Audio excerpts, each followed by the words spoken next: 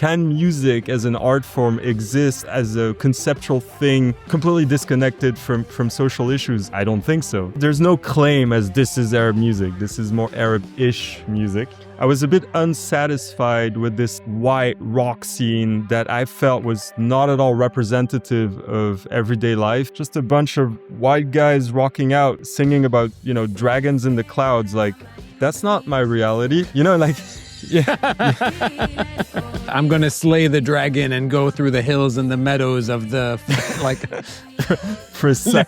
Wait, can I write this down? I'm just kidding. World music as a concept, like we know the issues behind this term, a marketing term invented by English record labels to sell a specific kind of sound, But I want to make something that makes sense for who we are today. When you go out on your street, who do you see there? I wish I could make music that has a deeper connection to the human experience. What if I wrote some lyrics for you in Fusha, but revolutionary, and we set this to some psych rock songs? Ultimately, this is what became Al-Qasar.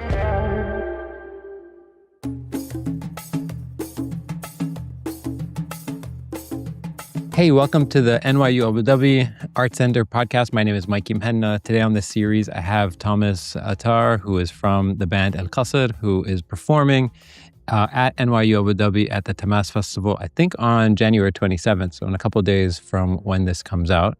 Tamaas, welcome to the series. Hey, Mikey. Thanks for having me. Thanks for having us. Yeah, man. It's a lot of fun. I was listening to your music sort of all morning in preparation for this, which is a lot of fun. Right on. I'm curious if I hung out with you when we were 15, what kind of music were you listening to? Oh man, that you're starting this pretty deep, man. It's funny. I was just thinking about this morning. I was like, what's Mikey gonna ask me? Oh yeah.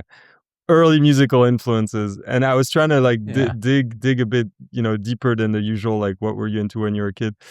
And I think the first stuff I listened to that really blew my mind when I was I don't know, around 10 is the Beach Boys. Beach Boys is what Oh wow. And that sounds super nerdy to say it, but No, what did it for you? Was it the harmonies? Was it the darkness? Yeah, there's I don't know, there's this underlying complexity and darkness that really appealed to me. And up to this day, because in addition to Al-Qasar, I also work as a producer, so I'm working on a lot of other artists' music. And up to this day, I have friends who tell me, dude, I can hear the Beach Boys in the stuff you're doing. Whoa. Yeah. But interesting, because Beach Boys, they're not really surf rock, but they have a big connection to surf rock. And ultimately, that's what got me into Dig Dale. And Dig Dale was a bit of a door onto Arab music in general, the whole story, Dig Dale having, I think, a Lebanese mom and hanging out with his uncle, who was a oud and darbuka player and so on. So he incorporated some interesting influences in his stuff. So yeah. Did you know that stuff growing up? Did you hear, did you watch Pulp Fiction and you're like, man, this sounds super Arab. Who is this? No. How did you make the connection? No, I'm 39, so it's I saw Pulp Fiction. I was a kid, I had absolutely no notion of ethnomusicology. I'm just hearing this stuff and I'm like, this is rad. I can get behind that, And then later you're like, this is Makam Hijaz. Okay, I get it, the right hand style of picking, that's very much oud player style, So this was definitely a gateway into, well, not a gateway, but more I think it trained my ear a little bit to accept later, to really dig Arab stuff later, Yeah. How where did you grow up? I know you have a sort of a multi-hyphenate thing where there's some France and there's some US stuff and there's obviously some Arab stuff. So where did you grow up and I'm asking that question because I'm curious, what did your environment actually feed you? I grew up in Paris.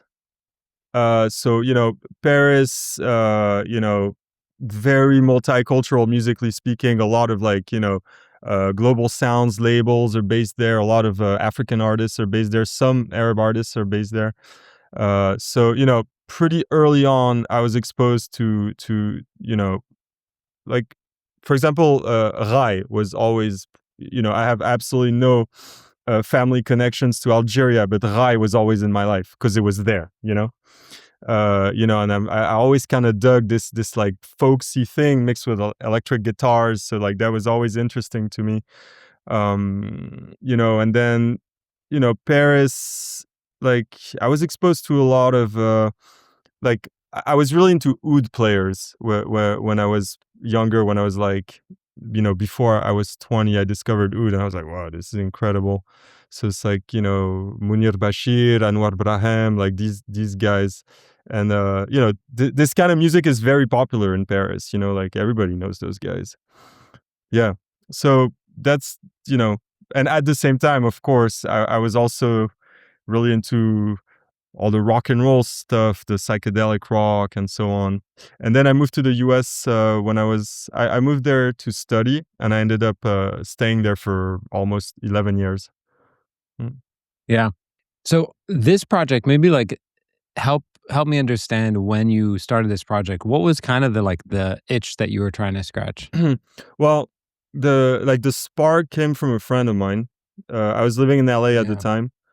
And I was hanging out with this guy, Farid Al-Madain. He's an American Jordanian, and he's a history teacher in high school, but he's also a poet and a revolutionary poet. And he's also a guy who introduced me to a lot of Middle Eastern music. And he was like, "Man, what if I wrote some lyrics for you in Fosha, but revolutionary, so it would be like a new use of classical Arabic, and we set this to some psych rock songs." And I was like, that sounds cool. So we started messing with this idea, and that, ultimately this is what became Al-Qasar. How different was that to the rest of the music that you were making? Was this just like a completely different, like, other side of the pillow where it was like, oh, this is a nice break from the rest of the stuff that I was working on? It was not. I think it arrived at an interesting moment in my development as a young musician, where like it happened also because I was at a point in my musical discovery where multiple things were happening. I think first of all, I was a bit unsatisfied with this, like, white rock scene that I felt was not at all representative of everyday life. It was very disconnected from society the way I was experiencing it. It was like just a bunch of white guys rocking out, singing about, dragons in the clouds. Like, that's not my reality, like, yeah, like it, no, but you know what I mean? Not to mention any specific bands. No, but, like, I mean, like psychedelic rock, the lyrics are very dreamy, esoteric, conceptual, like, Yeah. I'm going to slay the dragon and go through the hills and the meadows of the, like... Wait, can I write this down? No, I'm just kidding. Yeah. The meadows of agony arriving over the mountaintops of hatred. Yeah. Like, but you need to add more weed references in those lyrics if you want it to be more accurate. Exactly. But anyway, but so you know what I mean? Like this stuff is so disconnected from here I am, like in the meantime, like, reading Malcolm X and Ahmed Fouad Negm. I'm like, this music doesn't do it for me anymore. Like how and this kind of brings up a wider subject of, like, can music as an art form exist and as a conceptual thing completely disconnected from social issues? My answer is I don't think so. Music is like... not only music, art in general. Well, yeah, but music is so accessible everywhere. Like, you don't have to go to a museum to hear music. Music is blaring out of a car window of a shop. There's a live band performing around the corner. You got it on your headphones anytime you want. Like, so for me, as any art form, like, music is the one that's the most rooted in a daily experience. Yeah. So coming back to what we were talking about, like there was this thing going on in the background, and I was like, damn, like, singing about social issues, using revolutionary poetry in classical Arabic, which is kind of an interesting thing. that, that felt cool. And then there was another aspect connected to this first aspect, is that I felt like the stuff I was working on was so disconnected from folk music. And I was missing this kind of universality, this kind of like human warmth that folk, and I'm just saying folk music as a general idea, folk music from anywhere. I think folk music really brings something universal that makes it that, your grandma can listen to a song and she will feel the same thing you're feeling, like, Yeah. and I was like, damn, like I wish I could make music that has a deeper connection to the human experience, and that can be shared, So those two things Yeah. were happening at the same time, and I think the early version of Al-Qasar kind of scratched that itch to use the expression you use. It's interesting because, like, as you were talking, I was thinking to myself, like, we're the same age, and there's like been all these like ruptures, so social ruptures over the last 20 years in our life. The invasion of Iraq, 9/11, the housing crisis, like the sort of 2008 financial crisis, rather, and then the Arab Spring. There's all this stuff, and then like Black Lives Matter. There's a million things, right? There's like a million There's a million things, and it's not reflected in, so much of it is not reflected in music. Yeah. Like, if you think about the music of our age and our generation, like, where are all these protest songs? Where are all the songs that are like, this is what it feels like to get crushed by the system? And like, there's really not much music that actually taps into that, unfortunately. That's a good point. And if you sort of, and not only music, like film like, where are the films about the financial collapse in 2008? Like, where are the movies about this? Where are the albums, the great albums that are like, oh my God, that's white collar criminality doesn't sell, man. Yeah. It's crazy. So it's interesting that like you're trying to do this revolutionary music and sort of tap into that spirit. Yeah, it's super, super cool. Tell me about the band. Like, who's in it? How's the sound evolved? Like, how's the writing process like? Walk me through it a little bit. Well, the idea behind Al-Qasar is that it's really a collaborative project. The idea is that I kind of come up with like early versions of the song, and then I try to invite musicians from all over the world to collab. There was always a focus on MENA for this project, but not limited to. Yeah. I think the idea is to have really like a global sounds project, just to not feel too restricted by any kind of concept, but de facto it ended up being a very MENA project. So on album, it's very collaborative. Like the last album we released last year, I think, there's like about 20 musicians on it, 11 nationalities, from 4 different continents. So then this is a bit problematic when it comes to touring.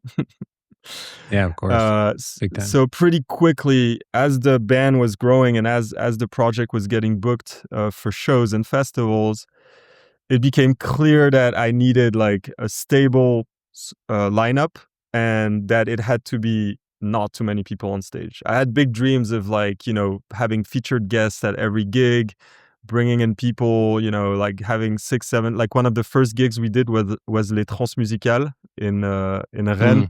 We had 7 people on stage, and that was awesome. It's like so great, like electric oud and saz and darbuka and guitar, and that's just not realistic in today's touring circuit, unless you have a very wealthy uncle from Dubai who's willing to invest in your project. It just doesn't cut it, So now I've toned it down a bit, and live it's a 4-piece with frequent special guests as much as I can. As much as budget and conditions allow, I try to bring special guests. And so the live lineup of the project is it's Zach Dehawi, a Moroccan singer who's based in Lisbon with me, who sings and plays percussion. And he also plays gambri and wisha and so on. And then we have Guillaume Théoden, a French bass player based in Paris, and Adrian Alaidi, a French-Iraqi drummer based in Paris also. So I have a question about terms, because I think there is like terminology is interesting because like everybody gets to sort of self-identify their terms, right? And then some terms are sort of like thrust upon you. Yeah. On your sort of like online platforms, you refer to what you're making as Arabian Fuzz. Right. What do you think that means, Arabian Fuzz? I mean, it's playful, but like, what do you think Arabian Fuzz is, and why are you, and what do you think people hear when they hear that? Yeah, I like the second part of the question because that's kind of the point too. It's like, it's very vague on purpose, Well, first it's Arabian. It's not Arab. It's Arabian, I don't really know what Arabian means, but it's kind of like arabesque, It's like, you have arabesque music, for example, it's like Arab influenced, like, so there's no claim as this is Arab music. This is more Arab-ish music, And fuzz, as in like this is more specific. This is a reference to fuzz pedals. For our listeners who don't know, these are effect pedals that are used for guitars, and they give you a very nasty, distorted sound. And these are pedals that were highly in use through the 70s rock scene. But also, like, for example, like all the grunge bands were using these sounds and so on. And up to this day, a lot of people use fuzz sounds. But there's like kind of a vintage analog idea behind this word. So I remember I read an interview with you where you were saying like that you were inspired, a huge sort of inspiration were these like 70s bands from the Arab world. Did I get that wrong or no? No, totally right. Who are I want to actually like have you put together like a list and some references, because it would be fun for people to like look up some of these bands. So like, who are some of the 70s psychedelic Arab bands that you were interested in? Well, the first one I need to mention is like there's an album for me that was really foundational in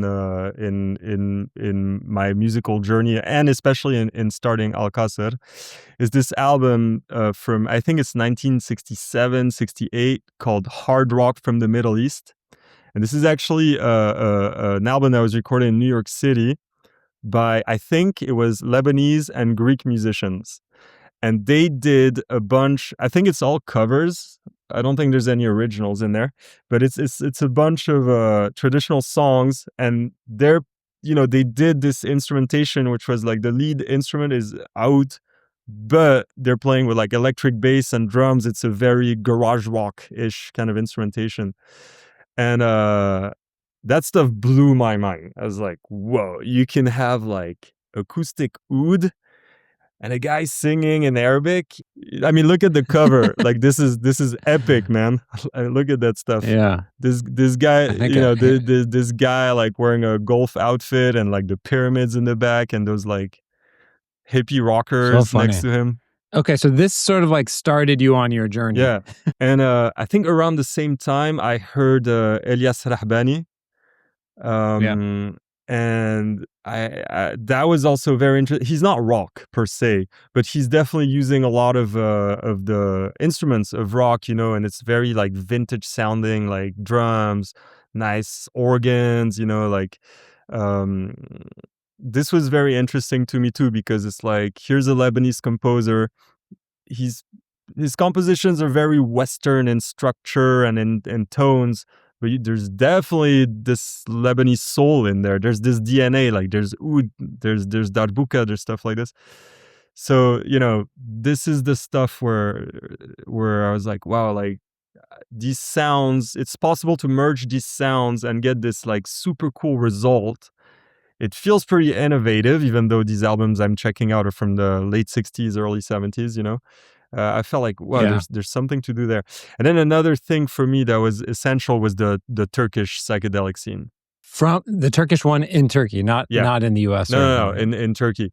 That was insane. Who are some of the bands? Do you remember some for bands? sure. Like, I mean, these guys are huge in Turkey still, like Erkin Koray, Baris Manço, Selda Bajan, and and it was interesting because, like our generation, like we were in, we were exposed to so much stuff through re-releases, and I discovered the Turkish scene thanks to labels such as, Finders Keepers, Finders Keepers in the UK, Sublime Frequencies in Egypt, Gersen in Spain, And, like maybe 20 years ago or so, I started listening to this stuff and I was like, wow, like these guys are using quarter tones in a rock and roll environment. This is crazy, Yeah. Mm.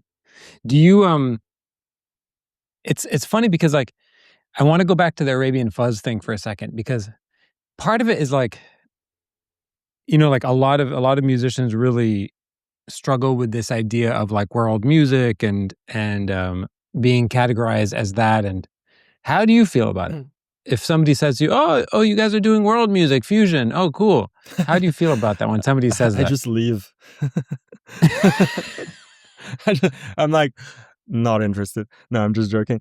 No, I mean, this is a great question. And it's, I mean, there's so many layers to this question, right?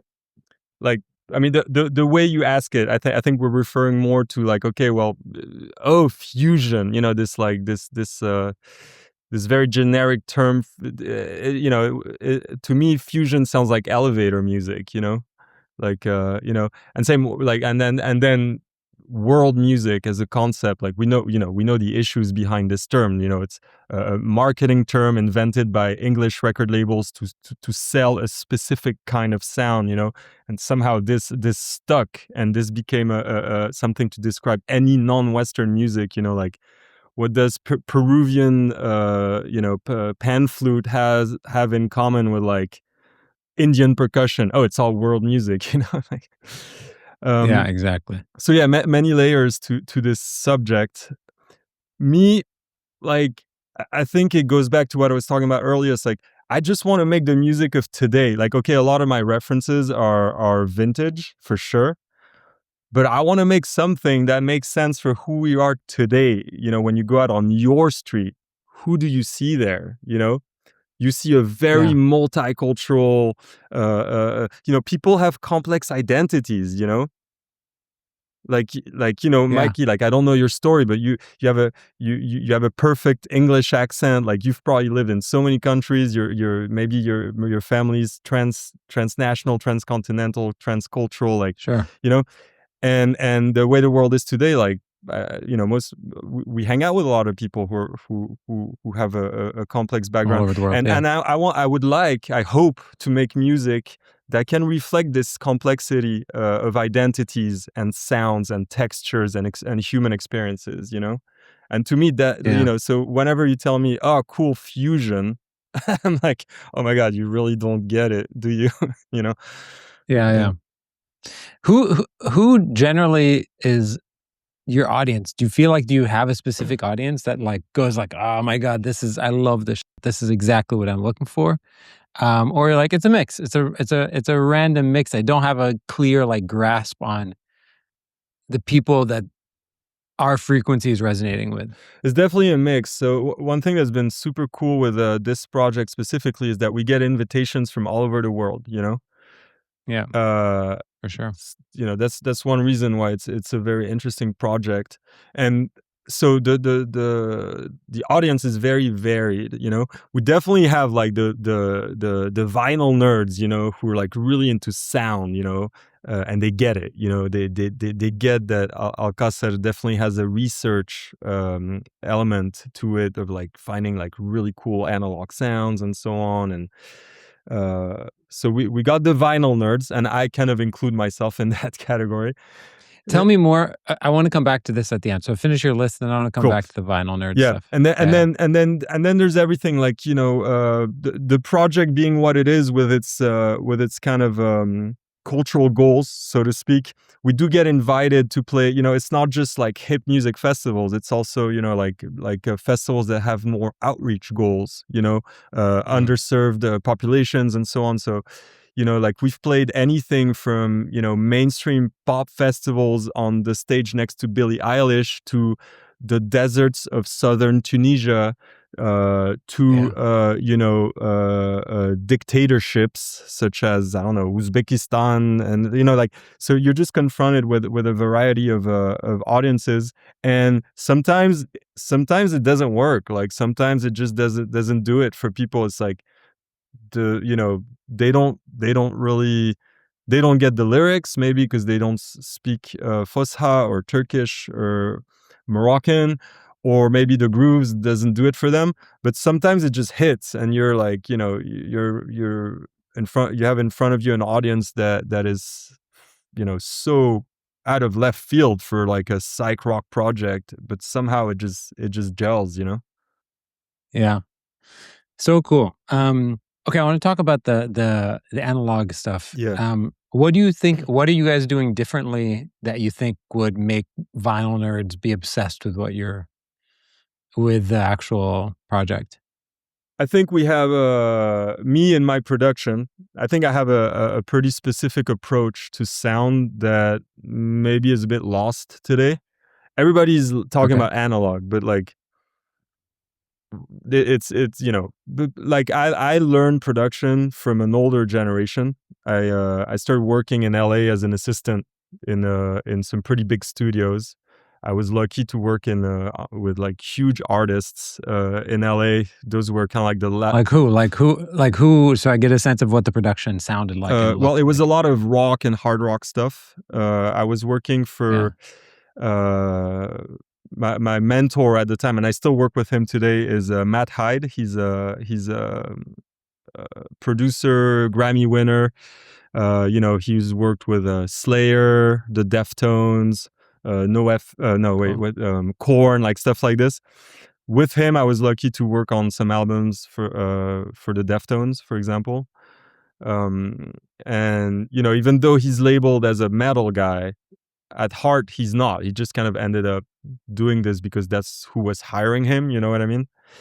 So I learned a lot from him, and these are, these guys who are like in their 60s today. They're the transitional generation who discovered digital, in music production, and they've put together an approach where you kind of take the best of the old tools, mix it with the best of the new tools into an approach that's kind of realistic for today's budgets. You know what I mean?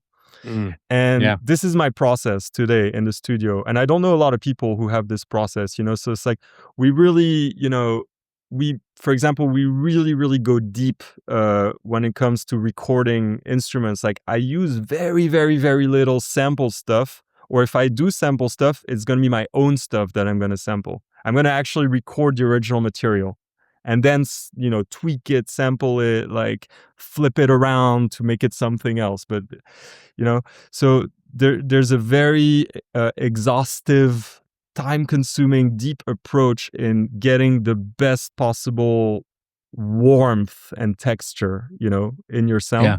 For this, you need a lot of the fuzz. Yeah. For this, you need a lot of analog tools, But this doesn't mean that we don't use digital, Like of course we use digital. Like, I work on Pro Tools, which is the industry standard of digital audio workstations, and Pro Tools has a lot to offer, which people didn't have back in the day, and which streamlines the production process in crazy ways, So it's kind of interesting how you kind of have to find your own balance between the two worlds and the connections between them in order to reach the sound that's in your head, being budget conscious also, Yeah. Very cool. Okay, so can you give me a sense of what people should expect at the show coming up on the 27th? A lot of fuzz. A lot of Yeah. fuzz. Maybe we can actually listen to. Maybe there's a. Let me load up a track Cool. from YouTube.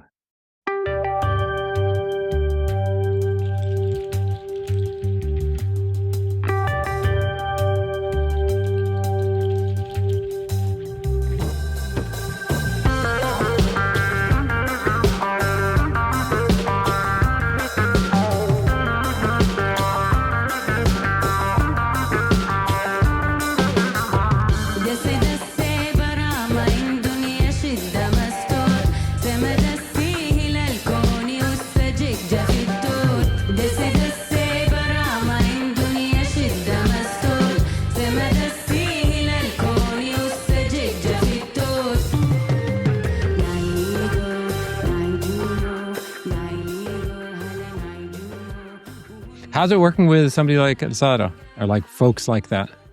Well, Sara's she just kills, man. So very easy. She kills. Yeah, she kills. Easy, easygoing, fast. Yeah. Easy to communicate with. Both songs that we recorded together, we actually did remotely. No way. Yeah. But this only works when you really, when the people who you're working with have a easygoing, like professional attitude. So it was super easy to do those two songs with her. But there's been other collabs that have been a bit more epic in their unfolding. Yeah. Like last album, like we did some stuff. There's this track called Promises, which is an epic. It's like a 10-minute track, and it features Mamani Keita and Sheikh Tidiane. Mamani, I recorded her. We met up in Paris and we did the session there. And Sheikh Tidiane was in Bamako, so it was like, I was doing a residency in Tunis at the time, and I think Sheikh likes to work at night. And I remember I would just get those WhatsApp video calls at 2 a.m. Like super pixelated. Like I can't hear anything. And it's like it's him, and he's like, "Yo, Thomas, like we're ready to record. All right, check this out. Do you like it or not?" I'm like, dude, I'm at a party in Tunis. I cannot hear anything. I cannot see anything. I have no idea what you're asking me to sign off on some stuff. Like I can't hear. But, super funny. I think that night there was like the electricity went out. They had to switch to the generator at the studio. So that there's Al-Sara, and then there's that. How do you guys deal with covers? Because like there's like collaborations and there's covers. Both of them create tricky dynamics. Sure. What is your approach to covers? Last album is essentially covers. I really wanted to do this project, and for me the idea of covers is like, if you're gonna put out another version of an existing song, it better be interesting. Like if you're just gonna recreate the same thing, what's the point? Why are you saying something if you have nothing to say? So for me, a cover is interesting only in the way that you're flipping it over its head. You're either bringing in a new element or you're deconstructing it. You're kind of, it's like a different reading of a piece of art. Yeah. So for example, like a super fun one to do was Personal Jesus by Depeche Mode. We did a version in Turkish, and like all like the lead instrument becomes electric saz, Mm-hmm. So we did a cover of Sean Paul, Get Busy, in Darija in Moroccan, Amazing. So like, let's make it weird and interesting and fun, and let's change the sonorities to make it a new thing, Then on the other side, there's like Wadi Asafi, where you have to like kind of be careful, especially if you're doing like Arabian Fuzz type stuff. Then there can very clearly be some purists who would be like, "What are you doing? Stop this. Stop immediately." Well, stop immediately. Okay, interesting, because this is one that's featured on the Hard Rock from the Middle East album. So this is one where I was like, almost like let's do a cover of the cover. You know what I mean? Because Yeah. they really flipped the song around, and I was like, I'm gonna start from there instead of starting from a more. Yeah. I mean, I don't. Did Wadi Al Safi record a version himself? I'm not sure. Maybe I'm not because sure. I know he's the composer, but I don't know. But so rather than going from like the start, I started from an existing cover from the '60s. Can you, for the sake of people listening, what's the song and like when did you first hear it? So the song is Bisahat La'ena. And I first heard that song as a cover on that Hard Rock from the Middle East album. And so after discovering the covered version, this is what led me to look into it a bit deeper and find the older versions, Amazing. Okay, last question before we wrap up. If you could have like a dream collaborators, dead or alive, Oh, wow. to sort of work on an album together, like let's say in some like cosmic place, you're Right. allowed to put together like essentially like an amazing band, and then have all these different collaborators come in. Who would be on that list? Well, I'm gonna Creative dream team. right. Well, I'm gonna answer pretty realistically, right? Okay. As in, because this is something I'm thinking about.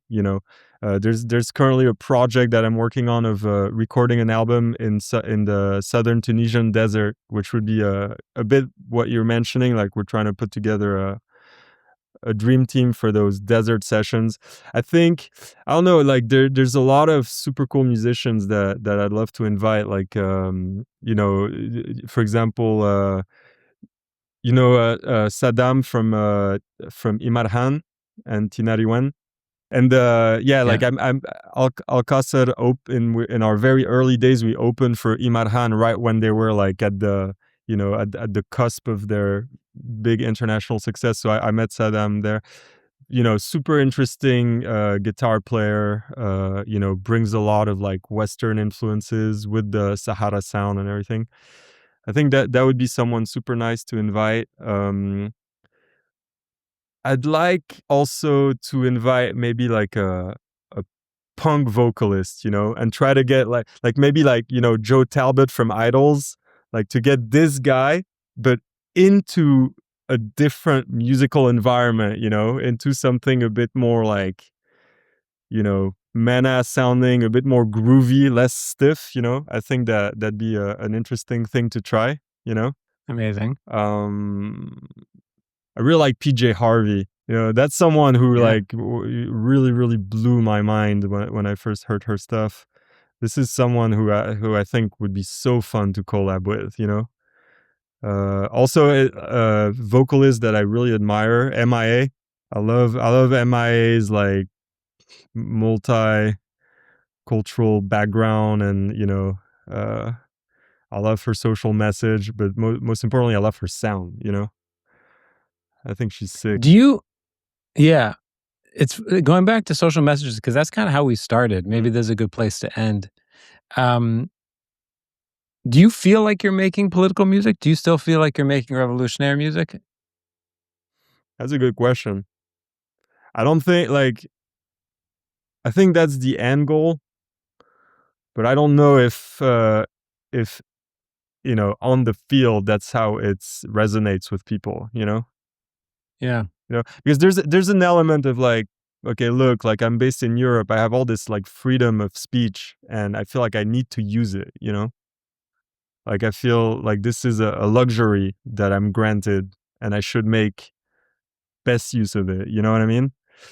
So I want to use this platform, and I also want to share this platform with people who maybe don't have access to this luxury, as much as possible. But at the end of the day, it's like, are we making a real difference on the street? I don't know.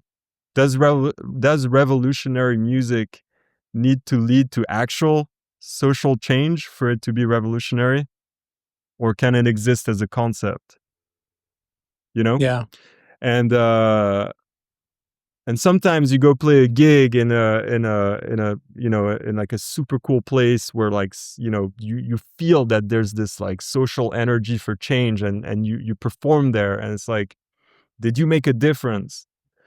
Maybe, maybe you just awakened a few consciousnesses, maybe and even if it's just 2 or 3 people in the audience who are like, damn, like, or maybe like, maybe music is revolutionary in the sense that as long as it doesn't change the world, but is gonna give people more motivation to try to, then yes, I make revolutionary music, or I hope to, I aspire to. I don't know if I really do, but Yeah. Like I do a lot of these interviews, and sometimes I feel a difference between, an unfortunate difference, or maybe not a difference, but like a gap between musicians who are making music in the region and musicians who are making music outside the region. Yeah. Have you been trying to figure out ways to overcome them? I mean, like you're talking about playing in Tunis, and you're coming to Abu Dhabi, and you're working with folks like Sada. You're like constantly working with lots of different people. What is the hardest thing about reaching and collaborating with musicians in Beirut and Tunis and, and Cairo and Amman and all these different places? Abu Dhabi, that might be different than working with people who are in New York or Paris or London or Berlin. Well, I think overall there's not that much difference, because, there's cool artists everywhere, and they're professional and they know how to work well. So I would say overall there's not that much difference. But there are a few issues that are very specific to artists of the MENA region. We got into the subject because we started hinting a little bit at censorship and stuff like this. And I think there's definitely self-censorship coming from some artists, which is completely understandable, like, if you live in a specific context, like, totally possible that, you're being monitored, totally possible that you will get sanctioned if you do something that's, a bit critical. So I get it, even like, man, I've even dealt with artists based in Europe, who have been based in Europe and who are still being extremely careful. When I first started collabing with people like that, I thought they were tripping. They're not. Yeah. Like, for real, they're being monitored. Like I saw it with my own eyes. Like, there's undercover dudes showing up to gigs. Like, it's crazy, man. Yeah. So I get it. Like, self-censorship. It's not because your balls aren't big enough. It's like because you're actually at risk. So I get it. Also, I've seen the reverse. I've seen people from the region who don't give a damn. Who are like, let's go. Like, this is who I am. And that's impressive too. Yeah, man.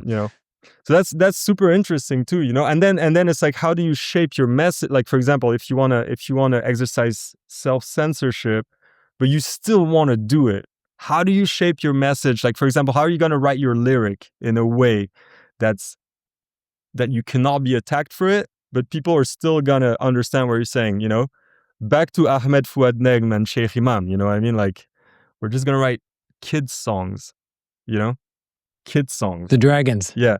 But really, we're like criticizing the whole system, and making fun of them. Yeah. So it's kind of fascinating, right? Yeah. This was Slayer's trick all along. Slayer, a driver for political change. Yeah. Through raining blood. Yeah. Tamaas, thanks so much for doing this. If people are interested in checking out the show, it's on it's on the 27th, is it? 29th. Right? 29th, sorry, excuse me. The show, there's a talk on the 27th, but there's a show on the 29th at 7 p.m. in Abu Dhabi at And, NYU Art Center. Yeah, and stoked to be playing before Yasmin Hamdan. Yeah, exactly. That's gonna be great. So thanks so much. This was a lot of fun. Yeah, man. See you soon. Thanks, Mikey. Thanks so much for having me. It's been a pleasure.